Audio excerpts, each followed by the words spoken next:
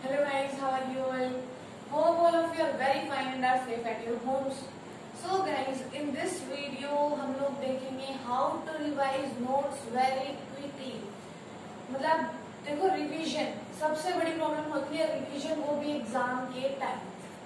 ठीक है, तो देखो रिवीजन में बहुत ज्यादा प्रॉब्लम आती है. जैसे कि if I take an example, देखो लर्न तो पहले करना होता है, रिवीजन बाद में होता है हमारा लर्न करने के बाद.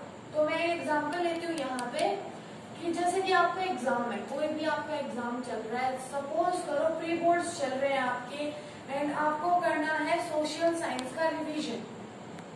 तो देखो एसएसटी बहुत ही ज्यादा ऐसा सब्जेक्ट है, मोस्टली बच्चों को एसएसटी बिल्कुल भी पसंद नहीं होता. वो एसएसटी को ये समझते हैं कि हमें एसएसटी पढ़नी ही नहीं है.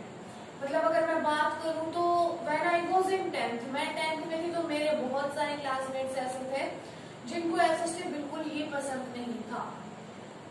ठीक है, तो आज बात करेंगे how to revise notes of SST very clearly. तो देखो एसएसटी में आपने 10th की अगर बात करूं बॉर्डर्स की, तो आपके 10th में आते आपके 4 सब्जेक्ट हो जाते हैं. कौन कौन से?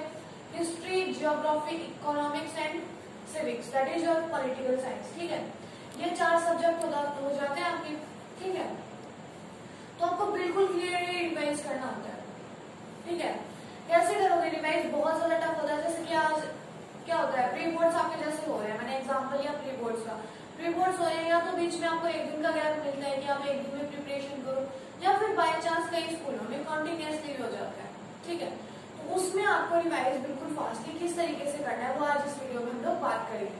ठीक है, सो जल्दी से पहले तो कर दो वीडियो को लाइक और चैनल को कर दो जल्दी से सब्सक्राइब अगर नहीं कर रखा है तो. ठीक है, आज तो चलिए स्टार्ट करते हैं आज का वीडियो. सो एग्जाम्पल लेते हैं, जैसे कि मेरा एग्जाम्पल लेते हैं.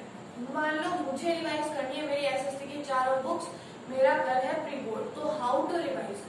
तो देखो जैसे कि मान लो मेरे को इकोनॉमिक्स और हिस्ट्री बिल्कुल याद है.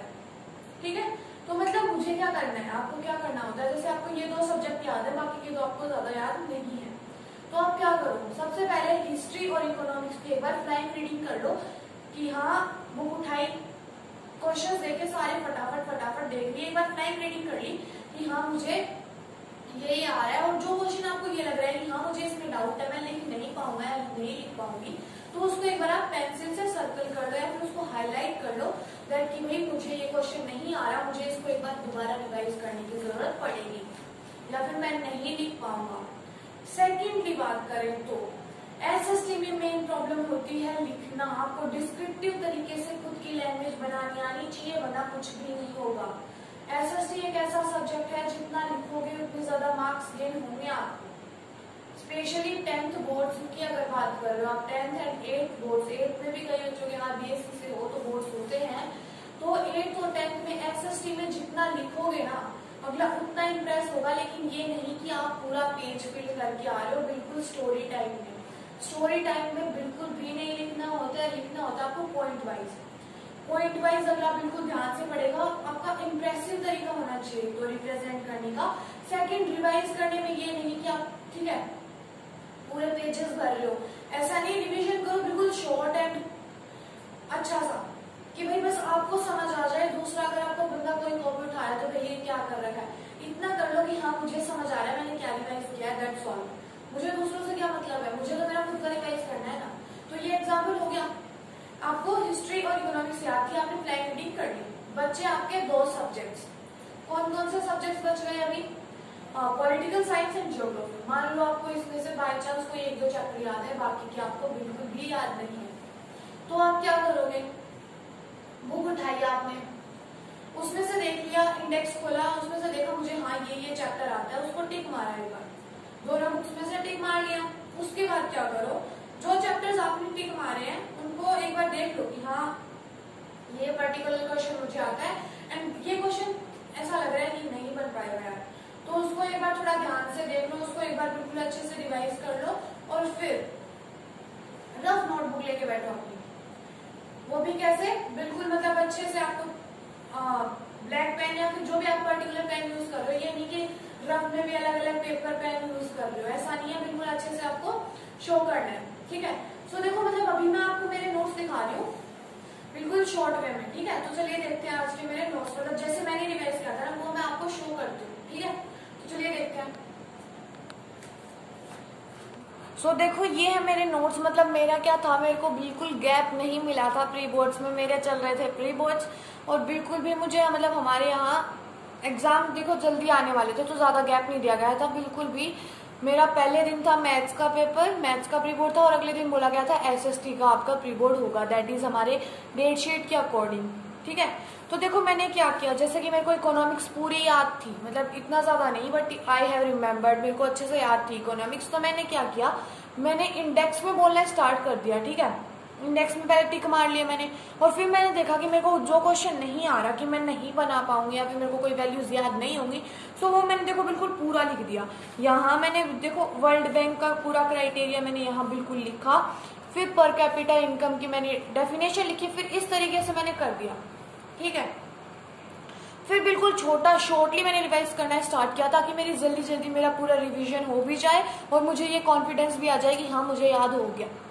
सो देखो रिवाइज कैसे करना है आपको। जैसे केरला था, केरला की लिटरेसी रेट, अगर आप इसको पूरा लाइन बना के लिखोगे ना तो नियरली 2 लाइन लगेंगी, जिसमें आपका डबल टाइम जाएगा। सो देखो दिख रहा होगा केरला की लिटरेसी रेट मैंने बिल्कुल आराम से लिख दी, 94% है, बिल्कुल मेरे को याद भी हो गया। इस तरीके से यहाँ कर दिया। फिर मेरे को एक क्वेश्चन में डाउट आया, वो मैंने पूरा डिस्क्रिप्टिव लिख दिया। ठीक है, फिर देखो इसी तरीके से यहाँ मैंने किया। ठीक है, फिर देखो यहाँ से वही चल रहा है, यहाँ मैंने बिल्कुल शॉर्टली अपनाना मेरी ट्रिक।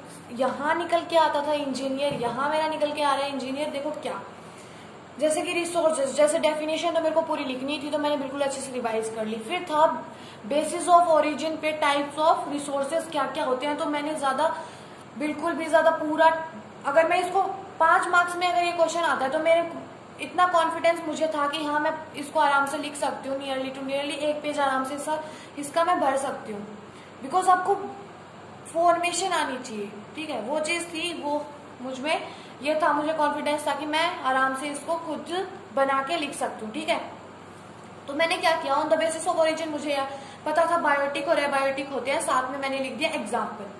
ठीक है, जिससे मेरे को एग्जाम्पल याद हो गया, नाम याद हो गया, तो आगे मेरे को डेफिनेशन खुद आ चुकी थी। फिर क्या था, on the basis of exhaustibility भी इस तरीके से ही मैंने कर दिया।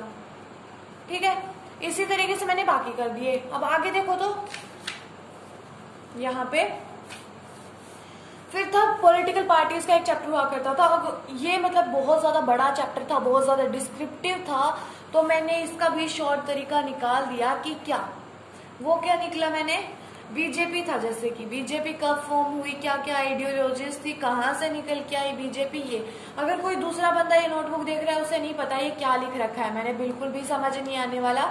देखो तो मैंने क्या किया, सबसे पहले 1980 ब्रैकेट में लिख दिया फॉर्म्ड हुई थी, और फिर फॉर्म्ड बाय किसके द्वारा बनाई गई वो चीज लिख दी।